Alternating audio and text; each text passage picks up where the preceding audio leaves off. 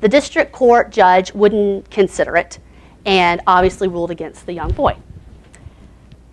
The Fourth Circuit, which controls North Carolina as well, reviewed the case in January, and in April, they came down with an opinion, 2-1 decision, and they remanded the decision. So something I think that got lost in the media is that people were like, oh, it got overturned. And remanded means that it just sent the case back down to the lower court. And they said, you have to review this case, and you have to do so with the Department of Education's understanding of Title IX and sexual orientation.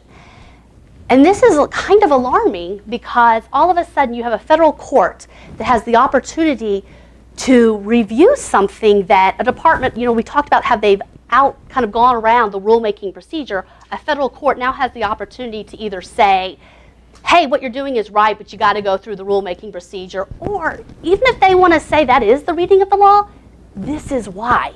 And the opinion doesn't do that. For the most part, it kind of just defers to the Department of Education. In layman's terms, it's like, hey, what you guys said. There's no legal reasoning or justification sending it, back down.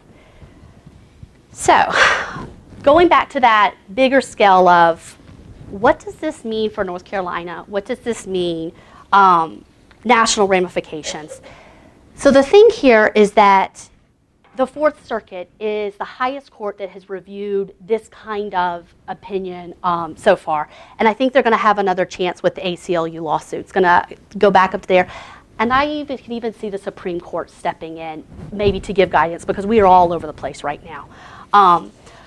But what happens within North Carolina, the Fourth Circuit, is going to have national ramifications, because you're going to have a higher court that either is going to affirm this kind of language and interpretation again, and that sets a precedent for a federal agency to make rules without doing the rulemaking procedure, but also not giving that legal reasoning to why and how that we create these rules.